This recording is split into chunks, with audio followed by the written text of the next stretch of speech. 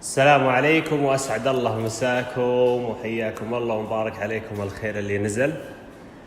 زي ما انتم شايفين أنا اليوم هنا في الغرفة اللي في السطح قاعد أجهز وأرتب ونشوف وش الاحتياجات اللي نبغاها في الغرفة.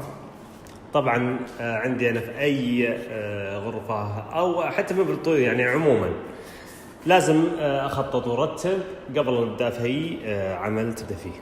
زي ما انتم شايفين هذا هو الحين المخطط حق الغرفة ورسمناها رسم ونشوف وش الاحتياجات وتوزيعات على أساسها نبدأ نشتغل. من الأساسيات اللي راح أبدأ فيها ترتيب الإنارة والتكييف ومروحة الشفط، وبعدها ركب الأغراض اللي يحتاجها. زي ما انتم شايفين بعدين تكتب لك لستة بالأشياء اللي تحتاجها. زي ما انتم شايفين هنا أبغى لي قفص كاسكو حق الإنتاج، أقفاص الكروانات. بعدين الاحتياجات الأساسية للغرفة: تايمر للإضاءة، تايمر للمكيف، تايمر مروحة الشفط، دولاب ألمنيوم مع المغسلة، وماسورة السباكة وتصريف، وبرضه الموية. وبرضه في تعديلات على السقف، في إنارات ما أحتاجها راح أشيلها وراح أضبطها إن شاء الله عما قريب. راح يكون هناك الدولاب حق الغسيل وتخزين الاحتياجات حقات الطيور، معالف ومشربيات. هنا راح يكون فيه رفوف على اساس نحط فيه الاكل حقهم. والجهه هذيك هناك راح تكون اقفاص زي ما انتم شايفين، هذا الاقفاص وهذا الستاند، وهنا في اقفاص ثانيه، وفي هنا برضو ستاند للطيور على اساس تبغى تطلعهم والعب معهم، لان راح نقل الطيور الاليفه برضو هنا. بالنسبه لنوع التايمر، هذا نوع التايمر اللي انا استخدمه، مركبه طبعا على مكيف سبلت، ومركبة على مكيف صحراوي، ومركبة على الإضاءة، ومراوح الشفط، والحمد لله شغال معي عال العال وما في منها أي مشاكل. هذا شكل الكرتونة له. أهم شيء تأكد أن صناعته يابانية. الخط طبعا الكهرباء 220، في منه 110، والإمبير حقه 30 إمبير. وهذا هو شكله. طبعا هذا أنا ماخذ كمية منه قبل يوم أني أبدأ في غرفتي اللي تحت. هذا هو شكله. طبعا ميزته انك ايش اقل مده فيه اللي هي ربع ساعه، وفيه الحبات هذه البيض والحمر، هذه راح اشرح لها ان شاء الله فيه مستقبلا وقت التركيب كيف تشبك الكهرباء فيه ويطلع معك زي الحلاوه.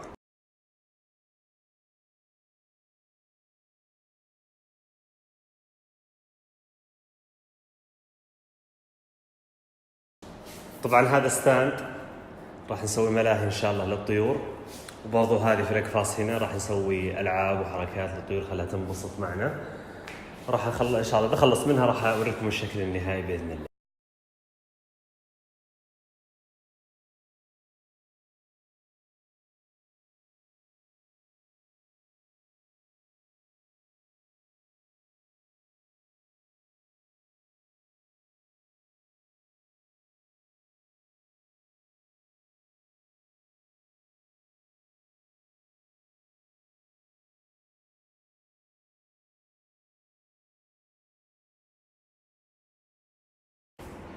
زي ما انتم شايفين هذا الستاند خلصنا منه كامل.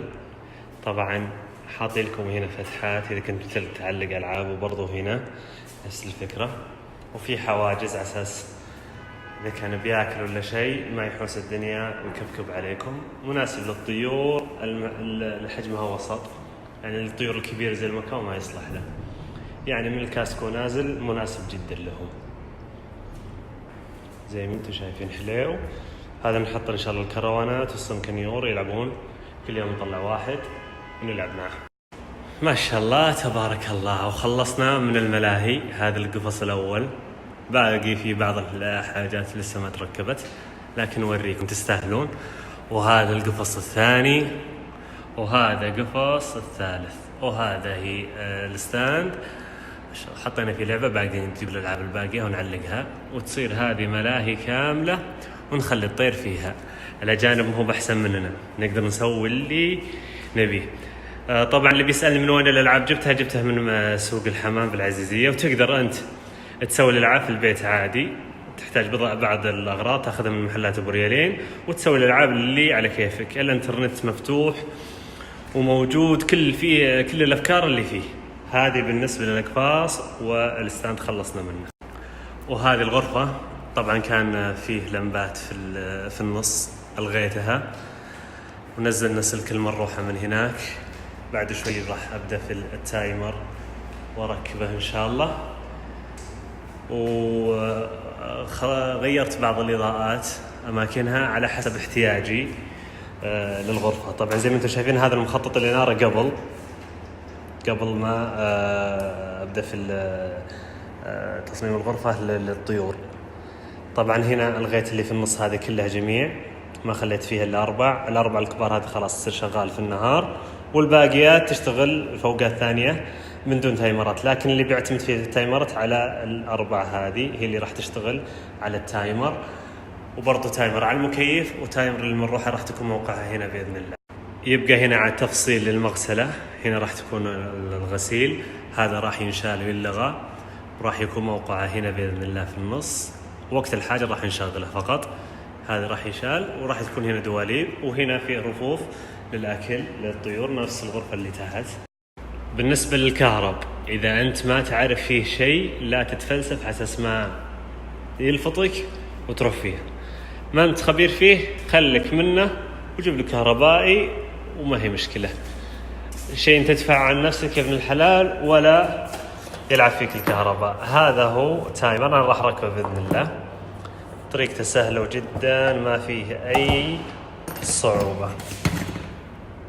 انتم تشوفون هنا مكتوب عندك هنا الباور، يعني هنا مدخل الكهرباء، وهنا اللود الجهاز اللي راح تركب عليه الكهرب، سواء مروحه لمبات او مروحه شفط او المكيف. وهذه هي الحبات، هذه بعدين راح اشرحها لكم كيف تشغل.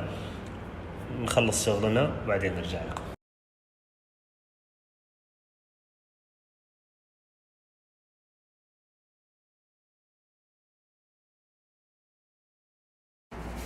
خلصت الحين تحديد مكان للتايمرات اللي راح تتركب ان شاء الله. بس نسوي تجربة المروحة. طبعا شبكت الكهرباء عليها، نتأكد ان المفتاح هو اللي احنا نبغاه. تمام. طبعا انا اخترت مروحة الحديد وما اخترت بلاستيك لان كفاءتها اعلى. والشغلة الثانية اللي بيقول لي طيب كيف الحشرات والحوسة هذه، موجود غطاء خارجي باع. وبالنسبة للطيور داخل الغرفة راح اركب شبك من الداخل. طبعا راح احط فريم هنا خشب وتركب عليه المروحة، بعدين تتركب عليه الشبك، ومن برا يتركب عليه الشرايح هذه على اساس ما تدخل عليه لا حشرات ولا شيء، ومنها حافظ على درجة الحرارة داخل الغرفة. حوسة وكذا، لكن ان شاء الله راح يجي الشغل كذا. نكون خلصنا اليوم الشغل هنا، يعني خلصنا شيء بسيط او مو بشيء بسيط، والله خلصت شيء كثير منه، يعني ما بقى له حاجات بسيطه. بس التايمرات تتخلص، وننتظر المغسل لما يخلصون من التفصيل حقها، وبعدها ننزل الشبك حق الكاسكو والبياضه حقته هنا ان شاء الله، وننقل الطيور على خير. بس لين نتاكد ان الاوضاع كلها تمام وكل اللي يحتاجه موجود، بعدها اجيب الطيور عندي هنا وتكون كامل احتياجاتها موجودة. نروح الحين غرفة الطيور ونشوف ايش اللي صار عندهم.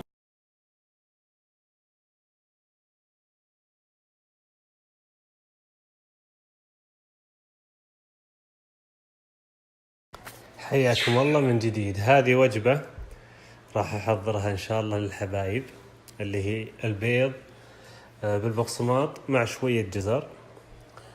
هذا البيض المسلوق، وهذا القشر، وهذا البقسماط أو الخبز المفتوت، وعندنا هنا الجزر. هذه كلها تخلط مع بعض وتقدم للطيور. تقدم اليمين تقدم الأجواز اللي تحتها فروخ واللي ما تحتها فروخ، على تنظيمك وترتيبك في التغذية. كثرتها تسبب السمنة. اللي تحتها فروخ تقدم لهم شبه يوميا مع التبديل مع الخضار والفاكهة، وبرضه مع الوجبات اللينة للفروخ. ما شاء الله تبارك الله. هذا شوف وجبة البيض بالبقسماط، ما شاء الله كل الطيور مقبلة عليها، ما شاء الله تبارك الله، لأنها يعتبرونها وجبة أساسية لهم وتمدهم بالطاقة، وأيضا وجبة لينة يسهل عليهم أنهم يضرون الفروخ فيها. ما شاء الله تبارك الله، ما شاء الله تبارك الله. زي ما انتم شايفين هذول الكروانات ما شاء الله. وعندنا هنا بعد الحبايب، وهناك الحبايب برضو نفس الشيء. في شغلة هنا بس أبغى أوريكم إياها. هذا عظم الحبار، شوفوا ما شاء الله. هذا الدليل أن الأنثى جالسة تجهز البيضة. هذه أحد علامات قرب البيض عند الجوز، أو قرب إنتاجه بمعنى أصح. ما شاء الله تبارك الله. هذا جوز ألبينو ما شاء الله. الوجبة هذه وجبة مهمة لهم، تساعدهم برضو على إنتاج البيض، بس أهم شيء إنك ما تكثر منها على أساس ما يشحمون وترجيح تطيح في مشكلة تشحيم وعدولك على العجلة.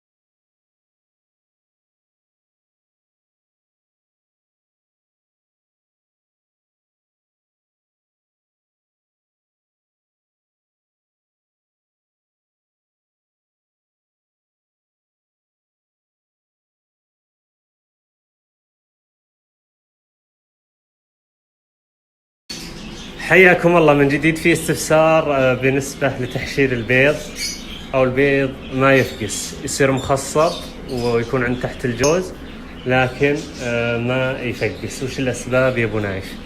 أحد الأسباب تكون البياضة تكون مهي بنظيفة، أنت ما تشوف الحشرات الصغيرة اللي فيها الفاش ومن ضمنها الفاش، وتسبب أذى للجوز ما يخليه يحضن صح ويترك البيض ما يفقس. هذه نقطة. النقطة الثانية تكون قساوة في البيضة، تكون البيضة قاسية.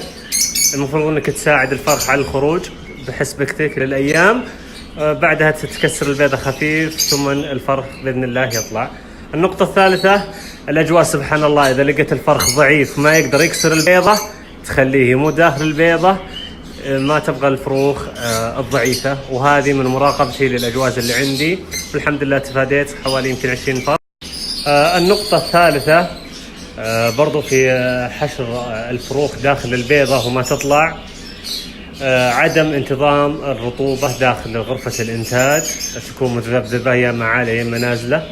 عشان تتفادى المشكلة هذه تحط زي المعلف هذه موية، إذا قرب فقس البيض ب5 أيام تكون عندهم على طول. الأنثى سبحان الله هي ترطب نفسها وترطب البيض وتتفادى المشكلة هذه. إذا أنت ما عندك خلق أنك تتابع درجة الرطوبة داخل غرفة الإنتاج، درجة الرطوبة داخل غرفة الإنتاج 45% وطالع، ما تتعدى 70 أو 60، تكون بين الرقمين هذه.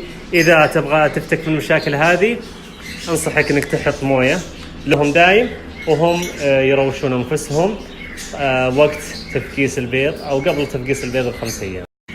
هذه بالنسبة للي أعرفه أنا عن تحشير الفروخ ومن تجربتي، والحمد لله تفاديت المشكلة هذه. الشغلة الثانية نشوف، كان هنا في فروخ عشان نشرح عليها. ممتاز، في فروخ هنا شوية يا حبايب، شوي لو سمحت، شوي لو سمحتي.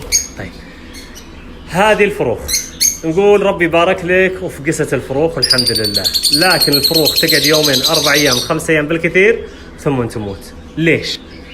حلو، ليش؟ سؤالك وجيه. شوف تغذيتك وش تغذيهم. إذا أنت معتمد على التغذية في الحبوب فقط بدون أي شيء، احتمال يكون هذا السبب، وبرضه احتمال يكون أحد الأبوين فيه مرض وأنت ما تدري وذبح الفروخ. لكن نستبعد المرض ونرجع للتغذية.